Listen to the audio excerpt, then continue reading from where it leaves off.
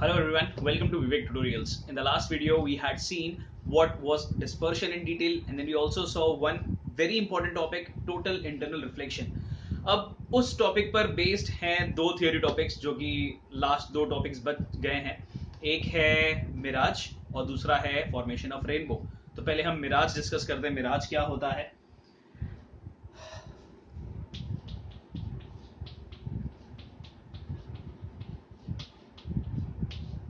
मिराज का मतलब होता है इल्यूजन. इल्यूजन मतलब जो हमको दिखाई देता है बट एक्चुअली में एग्जिस्ट नहीं करता है. ठीक है. सो what we see but does not exist in reality is called a mirage or an illusion. ठीक है. तो वो जो हम वहम बोलते हैं कि मतलब जो दिख रहा है बट वो होता नहीं है, वो मिराज. अब वो कैसे होता है? वो रिफ्रैक्शन की वजह से तो हो रहा है, बट इसमें टोटल इंटरनल रिफ्लेक्शन बहुत ज्यादा यूज होता है. तो अभी हमको क्या करना है, सपोज ये सरफेस है और यहाँ पे एक ट्री है. ठीक है. देयर इज अ ट्री और यहाँ पे है ऑब्जर्वर.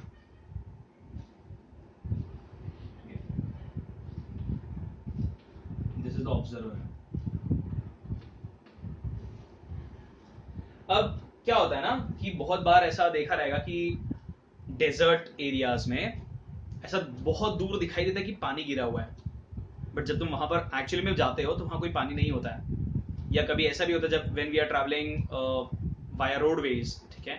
और जब हम ट्रैवल कर रहे थे, बहुत गर्मी का टाइम है, तो बहुत दूर ऐसा लगता है रोड पे पानी गिरा हुआ है, गीला गीला अपीयर होता है.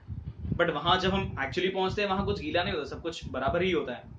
ये जब हम होली के टाइम पे वो होलिका जब जलाते हैं, ठीक है, when that fire is ignited, तो हमको बहुत ही फ्लिकरिंग सिचुएशन क्रिएट होता है, बहुत ही फ्लिकरिंग इफेक्ट देखने मिलता है. कुछ जो फायर के उस तरफ है काफी क्लियर दिखाई नहीं देता है, तो फ्लिकरिंग क्रिएट हो रहा है. That is nothing but because of the mirage. ठीक है. वो टोटल इंटरनल रिफ्लेक्शन की वजह से होता है. तो ऐसा होता क्यों है कि जब जो चीज नहीं है वो दिखाई दे रहा है, तो ऐसा क्यों होता है वो हम डिस्कस करते हैं. तो सपोज ये जो सरफेस है बहुत ही ज्यादा गर्म है. ठीक है.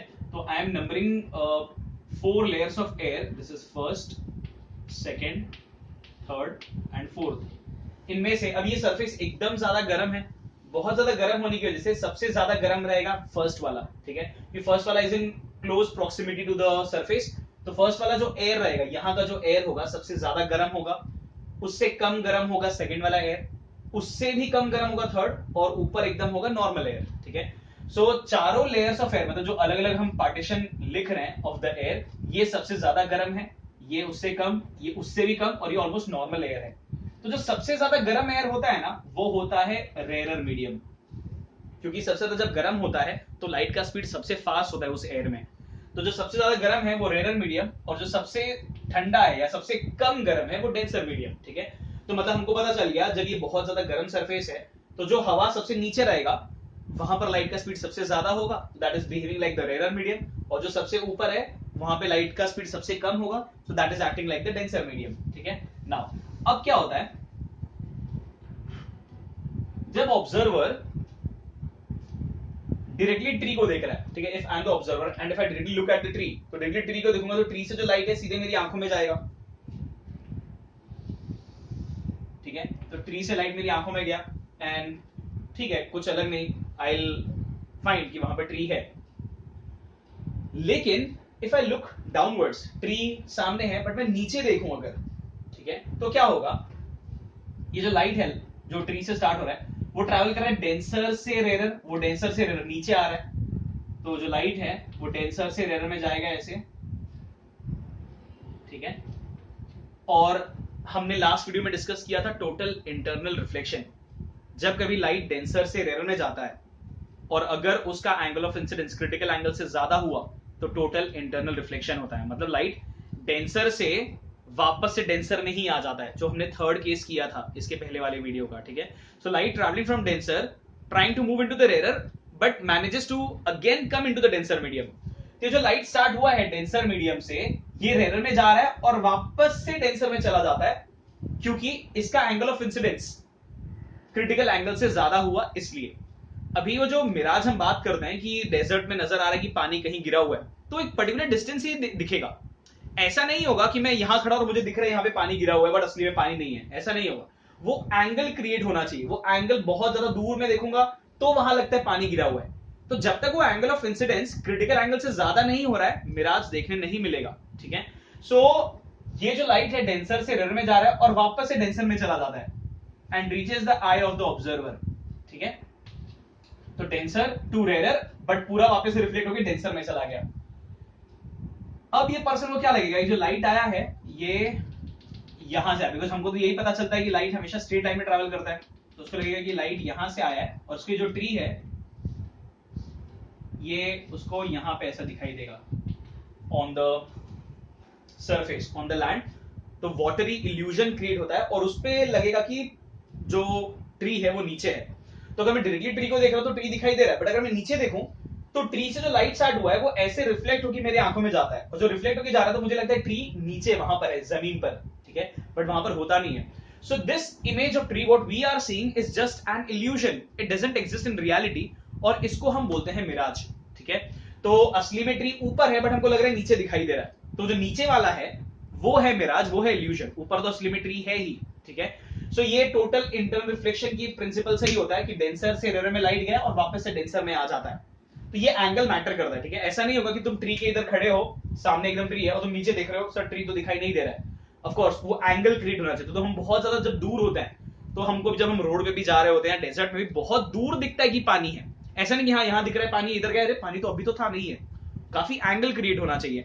तो वो एंगल तभी क्रिएट होता है जब डिस्टेंस काफी ज्यादा होता है, और वो एंगल क्या होता है, angle of incidence critical angle से ज्यादा होगा तब टोटल इंटरनल रिफ्लेक्शन होता है। ठीक है, सो दिस वाज मिराज। वैसे ही होली का जो हम फायर इग्नाइट करते हैं उसमें भी the face keeps on flickering of the person who is on the other side of the fire, क्योंकि जो रिफ्रैक्टिव इंडेक्स ऑफ एयर है जो हमने पढ़ा था एडवांस सनराइज डिलेड सनसेट में या फिर ट्विंकलिंग ऑफ स्टार्स में, कि एटमॉस्फेरिक कंडीशंस हमेशा एक जैसे नहीं होते हैं।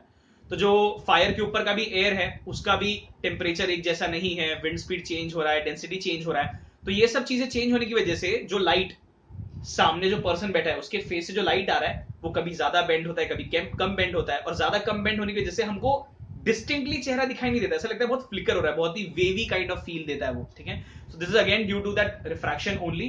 तो यहां पर टोटल इंटरनल रिफ्लेक्शन यूज होता है। And the last topic, theory topic in fact remaining, is formation of rainbow.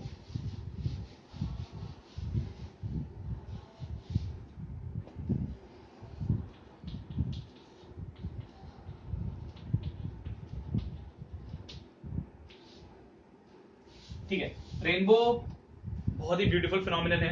Of course तभी दिखाई देता है जब बारिश हुई हो या क्लाउडी मौसम हो, there are water droplets in the clouds and sunshine हो। ठीक है, तो सनशाइन होना इंपॉर्टेंट है, water droplets, it could rain और the water droplets should be present in the clouds. ठीक है, तभी हमको रेनबो दिखाई देता है। तो rainbow is a very beautiful phenomenon when it is usually observed after the rain and when there is sunshine. तो अब कैसा होता है ना, ये जो रेनबो है ये फॉर्मेशन होने के लिए तीन फिनोमिनन हो रहे होते हैं उसमें। एक है रिफ्रैक्शन, लाइट का बेंड होना, दूसरा डिस्पर्जन, व्हाइट लाइट का या जो सनलाइट है उसका स्प्लिट होना, तीसरा टोटल इंटरनल रिफ्लेक्शन जो हमने लास्ट वीडियो में डिस्कस किया। ये तीनों फिनोमिनन के कंबाइंड इफेक्ट की वजह से हमको रेनबो दिखाई देता है। ठीक है, तो हम समझते हैं रेनबो एक्चुअली हो क्या रहा है इसमें।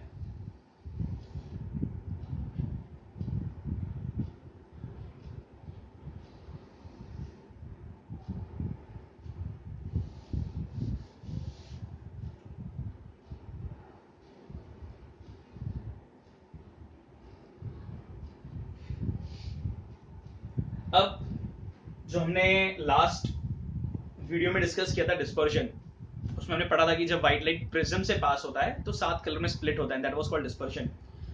तो प्रिज्म से पास होगा तब व्हाइट लाइट स्प्लिट होता है। तो ये जो वाटर ड्रॉपलेट्स है, ये जो मैंने एक सर्कल ड्रॉ किया है, ये एक वाटर ड्रॉपलेट है। मैंने बहुत बड़ा ड्रॉ किया ताकि हमको क्लियरली समझ में आए। ठीक है, सो बारिश के बाद या जब बारिश हो रही होती है तो जो वाटर ड्रॉपलेट्स होते हैं क्लाउड्स में, they behave like the tiny prisms. तो जितने भी वाटर ड्रॉपलेट्स होंगे इन the clouds, they behave like tiny prisms. अब जब ये प्रिज्म जैसा बिहेव कर रहे हैं तो जब इनमें से व्हाइट लाइट मतलब सन का लाइट जब पास होगा तो ये उस लाइट को स्प्लिट करेंगे, ठीक है। तो यहां पे क्या होता है, सपोज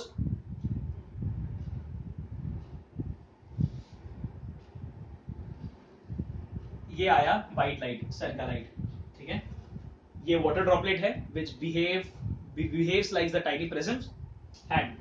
तो अब यहाँ पे ऑफ कोर्स एयर है और ये वाटर है, तो air is a rare medium, water is a denser medium, ठीक है। बिकॉज एयर में लाइट का speed is 3 into 10⁸ metre per second, water में इट इज अराउंड 2.25 into 10⁸, ठीक है। So this air is the rare medium, light जब water droplet में जा रहा है it is entering into the denser medium, तो ये बेंड तो होगा।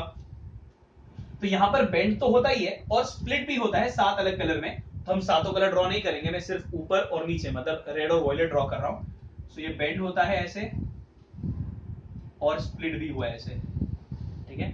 सो this is red, this is violet, ठीक है। तो ये वाले एंड पे, ये वाले सरफेस पे लाइट बेंड भी हुआ है और स्प्लिट भी हुआ है, तो मतलब रिफ्रैक्शन और डिस्पर्जन दोनों हो रहा है। अब क्या होता है, ये जो रेड और वॉयलेट लाइट इस एंड पे पहुंचे हैं, अब ये डेंसर मीडियम है और वो ट्राई करेंगे रेयर मीडियम बाहर जाने का, ठीक है। So this is denser medium and this is rare medium, they try to move from denser to rare. और अगर जब वो डेंसर से रेयर में जा रहे हैं, उनका एंगल ऑफ इंसिडेंस अगर क्रिटिकल एंगल से ज्यादा हुआ तो वो वापस से डेंसर में ही रिफ्लेक्ट हो जाएंगे, जो हमने टॉपिक पढ़ा था टोटल इंटरनल रिफ्लेक्शन। अगर डेंसर से रेयर में कोई लाइट जा रहा है और अगर उसका angle of incidence critical angle से ज्यादा है तो वापस से डेंसर में ही आ जाएगा। तो यहां पर जो रेड और वॉयलेट लाइट है, अगर इनका angle of incidence critical angle से ज्यादा हुआ तो ये वापस से डेंसर में रिफ्लेक्ट हो जाएंगे, ठीक है। सो क्या होगा, ये वॉयलेट वाला रिफ्लेक्ट होके इधर आ गया, सपोज रेड वाला रिफ्लेक्ट होके इधर आ गया, ठीक है। So this is red, this is violet. और अगर सपोज इनका angle of incidence critical angle से ज्यादा नहीं है तो ये बाहर निकल जाएंगे। तो ये जो रेनबो का फिनोमिनन होता है, ये हर बार नहीं होता है कि हर बार बारिश हो, हर बार सनशाइन हो तो हर बार रेनबो दिखेगा ही। तो बहुत सारे कंडीशंस सेटिस्फाई होने चाहिए तभी रेनबो दिखाई देगा। ऐसा नहीं कि बारिश तो हुई है, सनशाइन भी है ना, रेनबो नहीं आया, हाँ नहीं आएगा, क्योंकि ये सारे कंडीशंस मीट नहीं हो रहे होंगे। शायद जो रेस पास हो रहे हैं, सनलाइट जो वाटर ड्रॉपलेट से पास हो रहा है, उनका angle of incidence critical angle से ज्यादा नहीं है, तो नहीं दिखाई देगा रेनबो। तो sunshine, water droplets, angle of incidence greater than critical angle, ये सब चीज होना चाहिए तब रेनबो दिखाई देगा। इसीलिए रेनबो इतना कॉमन नहीं है, it is a rare phenomenon, ठीक है। तो अगर suppose angle of incidence critical angle से ज्यादा नहीं होता तो ये बाहर निकल जाता, फिर नथिंग न्यू इन दैट। लेकिन यहां पर angle of incidence critical angle से ज्यादा है तो इंटरनली रिफ्लेक्ट हुआ। अब यहां जब बाहर निकलेंगे तो वापस they are moving from water to air, मतलब डेंसर टू रेयर, ठीक है। अब यहां पे वो नॉर्मली बेंड होंगे, जैसा यूजुअली बेंड होता है, away from the normal bend हो जाता है ऐसे लाइट, ठीक है। This is violet, this is red,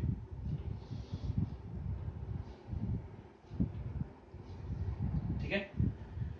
तो इस तरीके से रेनबो क्रिएट हो रहा है। तो रेनबो में क्या क्या हुआ है, यहाँ पे इस सरफेस पे लाइट बेंड हुआ है, मतलब रिफ्रैक्शन, स्प्लिट भी हुआ है, तो डिस्पर्जन, यहाँ पे टोटल इंटरनल रिफ्लेक्शन और यहाँ पे फिर refraction. So rainbow is a combined effect of refraction, total internal reflection and dispersion. तो इन तीनों के कंबाइंड इफेक्ट से रेनबो बनता है और फिर हमको रेनबो दिखाई देता है, जिसमें 7 कलर्स होते हैं, we already know, better remembered by the acronym WIBGYOR, violet, indigo, blue, green, yellow, orange, red, or this is how we get to see the rainbow, ठीक है। So this was the last theory topic of the chapter. Now we will solve the two numericals which are given at the end. तो उसके लिए बस एक ही formula हमको चाहिए, so I'll write the formula. ये जो रेनबो का डायग्राम है जो मैंने अभी ड्रॉ किया था, टेक्स्ट बुक में भी है, बहुत इंपॉर्टेंट है ये, तो keep on practising those diagrams, क्योंकि बोर्ड पॉइंट ऑफ व्यू से भी इंपॉर्टेंट है। तो ये डायग्राम को प्रैक्टिस करना। अभी हम स्टार्ट करते हैं न्यूमेरिकल। एक ही फॉर्मूला है जो काम आएगा दोनों सम के लिए, that is refractive index of second medium with respect to first is v1 upon v2, ठीक है। Refractive index of second medium with respect to first is v1 upon v2. v1 is velocity of light in first medium, v2 is velocity of light in second medium. तो यही formula पे सम करना है। और ये ध्यान में रखना है कि एब्सोल्यूट रिफ्रैक्टिव इंडेक्स बोला है, मतलब पहला मीडियम होगा हमेशा एयर और वैक्यूम, ठीक है। So without much delay, let's start with the numericals. The numericals which we are solving is it's on page number 79, question number 4 का A, ठीक है। So this is the formula. Question number 4 का हम solve कर रहे हैं A वाला पहला। If the speed of light in a medium is 1.5 into 10 raised to 8, तो पहले given लिख देते हैं। Speed of light in a medium, तो मैं उसको Vm लिख देता हूं। Vm is 1.5 into 10 raised to 8 metre per second, ठीक है। What is the absolute refractive index of the medium? तो अब उस मीडियम का एब्सोल्यूट रिफ्रैक्टिव इंडेक्स पूछा है। एब्सोल्यूट रिफ्रैक्टिव इंडेक्स मतलब पहला मीडियम होगा एयर या वैक्यूम। तो टू फाइंड में लिखेंगे रिफ्रैक्टिव इंडेक्स, मीडियम का पूछा है तो मीडियम, और यहां कुछ लिखने की जरूरत नहीं है, एब्सोल्यूट है। तुम ए लिखोगे तो भी चलेगा, ठीक है, नो प्रॉब्लम इन दैट। तुम ए लिखोगे तो भी ठीक है, नहीं लिखोगे तो भी चलेगा। कुछ नहीं लिखा मतलब इट इज अंडरस्टूड कि वो एयर या वैक्यूम है, तभी एब्सोल्यूट बोला गया है। फॉर्मूला रिफ्रैक्टिव इंडेक्स, ये वाला जो फॉर्मूला है वही यूज करेंगे, इज v1 by v2। इसको हम अकॉर्डिंगली जो नोटेशन है वो चेंज कर सकते हैं, बट बेस फॉर्मूला तो यही वाला चीज है, ठीक है। नाउ सॉल्यूशन, तो refractive index of medium, refractive index of medium, और कुछ नहीं बोला है, ठीक है, तो ऑफ कोर्स एयर लिख सकते हो। तो अगर तुमको लिखना है तो लिख दो यहाँ पे, ताकि यहाँ पर भी इजी पड़े। तो मैं यहाँ लिखूंगा VA अपॉन VM, ठीक है, क्योंकि ये 1 है तो इस न्यूमरेटर में आता है, तो ये एब्सोल्यूट वाला है तो इसका न्यूमरेटर में और ये डिनोमिनेटर में। VA हमको पता होता है, it is a standard value 3 into 10 raised to 8। VM का वैल्यू दिया हुआ है 1.5 into 10 raised to 8, ठीक है। 10 raised to 8 10 raised to 8 cancel हो जाएगा, बचेगा 3 upon 1.5, दैट इज 2। तो refractive index of medium is 2। तो ये एब्सोल्यूट रिफ्रैक्टिव इंडेक्स है, ठीक है। तो ये है फर्स्ट सम। उसके बाद इसका कोई यूनिट नहीं होता है, ध्यान रखना है, refractive index has got no unit. Second sum, if the absolute refractive indices of glass and water are 3/2 and 4/3 respectively, तो हमको ग्लास और वाटर दोनों का ही एब्सोल्यूट रिफ्रैक्टिव इंडेक्स दिया हुआ है। एब्सोल्यूट रिफ्रैक्टिव इंडेक्स मतलब दोनों का ही रिफ्रैक्टिव इंडेक्स फाइंड किया है विद रिस्पेक्ट टू एयर, मतलब दोनों का ही वैल्यू में पहला मीडियम एयर है। तो गिवन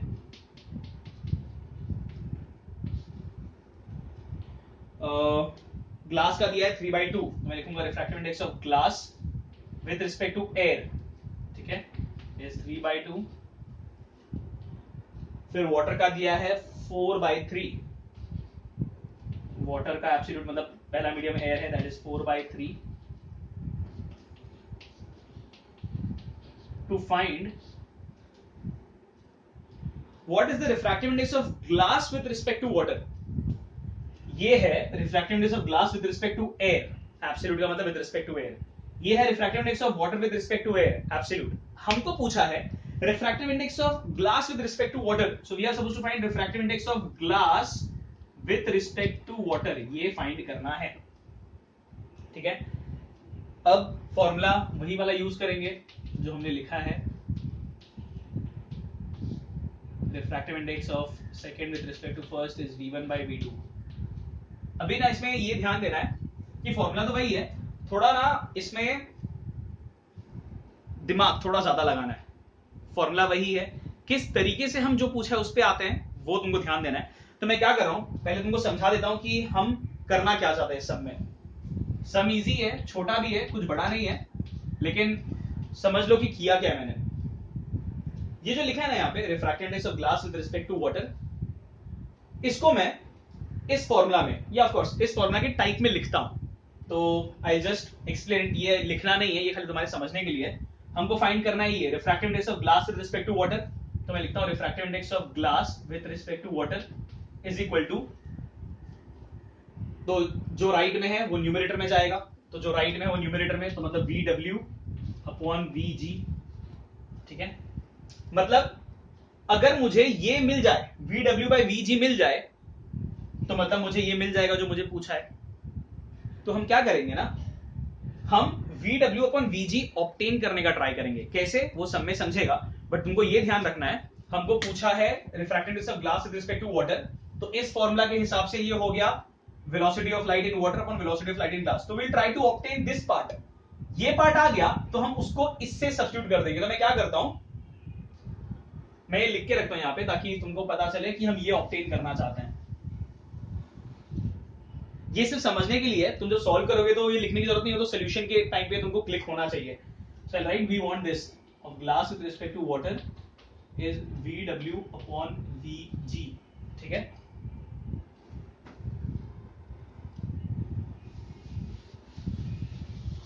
तो अब हम सॉल्यूशन स्टार्ट करते हैं।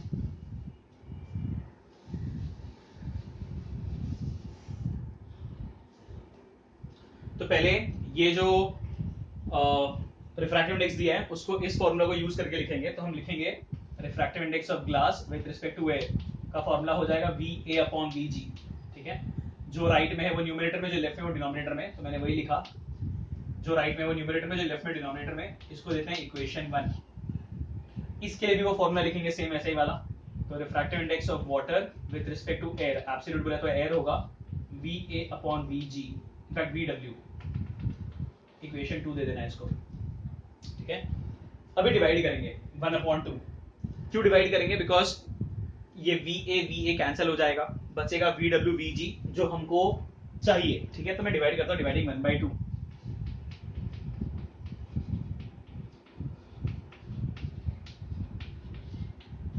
So left hand side will be n of glass with respect to air upon refractive index of water with respect to air is equal to ये वाला न्यूमरेटर, मतलब VA upon VG the whole divided by VA upon VW, ठीक है। तो left hand side ये, right hand side ये पूरा ऊपर यहाँ पे, ये पूरा नीचे यहाँ पे। Now if you have a look, ये VA कैंसिल हो जाएगा। सो VA कैंसिल, तो बचा है 1 upon VG the whole divided by 1 upon VW, ठीक है। तो 1 upon VG upon 1 upon VW बचा, तो 1 अपॉन VG ये लिखा मैंने न्यूमरेटर, डिवाइडेड बाय, ये बड़ा जो डिवाइडेड बाय मैं उसको ऐसे लिख रहा हूं, डिवाइडेड बाय 1 अपॉन VW, ठीक है। अब जब मल्टीप्लाई करेंगे तो ये रेसिप्रोकल हो जाएगा इसका, this will be 1 upon VG into VW upon 1, divide का मल्टीप्लाई किया तो रेसिप्रोकल हो गया। तो VW into 1 is VW, VG into 1 is VG, VW by VG आ गया। और लेफ्ट हैंड साइड पे हमारे पास चल रहा है ये, तो इसको लिख देता हूं मैं, refractive index of air with respect to glass upon refractive index of, in fact glass with respect to air and this is water with respect to air. इसको देते हैं इक्वेशन 3, ठीक है। हमको फाइंड करना है glass with respect to water, तो मैं लिख देता हूं refractive index of glass with respect to water, ये फाइंड करना है, ठीक है। ये तो हो गया। अब हमको पता होता है, but refractive index of glass with respect to water is V, ये जो हमने यहाँ पे लिखा है VW by VG,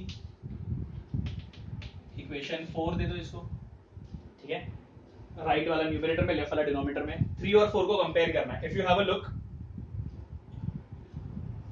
3 और 4 में राइट हैंड साइड इक्वल है, इसका जो VW upon VG, यहाँ पर भी VW upon VG, so from equation 3 and 4 right hand side दोनों का इक्वल है, तो लेफ्ट हैंड साइड भी दोनों का इक्वल होगा। तो मैं लिखता हूं ये दोनों इक्वल है, बिकॉज दोनों का राइट हैंड साइड इक्वल है। आई right n GW is equals to this n GA upon n WA, ठीक है। तो refractive index of glass with respect to air का वैल्यू दिया हुआ है 3/2, तो मैं लिखूंगा 3/2 the whole divided by water with respect to air का वैल्यू दिया 4/3, तो I'll write 4/3 ये वैल्यू दिया है. Now we'll solve this. तो न्यूमरेटर 3/2 पूरा, फिर डिवाइडेड बाय डिनोमिनेटर 4/3. तो 3/2 into मल्टीप्लाई करेंगे तो reciprocal 3/4. So this gives us 3 into 3 9/8, and this is the final answer of glass with respect to water. तो सम तो लॉजिकली बहुत सिंपल है, बस दिमाग चला के उस स्टेप पर पहुंचने जहां से हमको पता चले कि ये मिलता है. So the sum starts, solution यहां से स्टार्ट हो रहा है. First this part, then this, and then we finally end up here. All right, so you can pause the video and you can copy the numerical.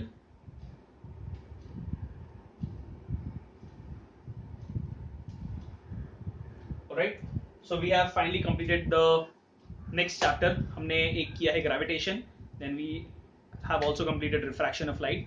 So if you have not understood anything in particularly, तो वो specific video देखो और text book read करते रहो. Text book read करते रहोगे तो of course सब कुछ समझ में आ ही जाएगा. ठीक है, so will stop this video right here as the chapter has finally ended. In the next video possibly will start with a new chapter. Alright, so that's it. Thank you and bye bye.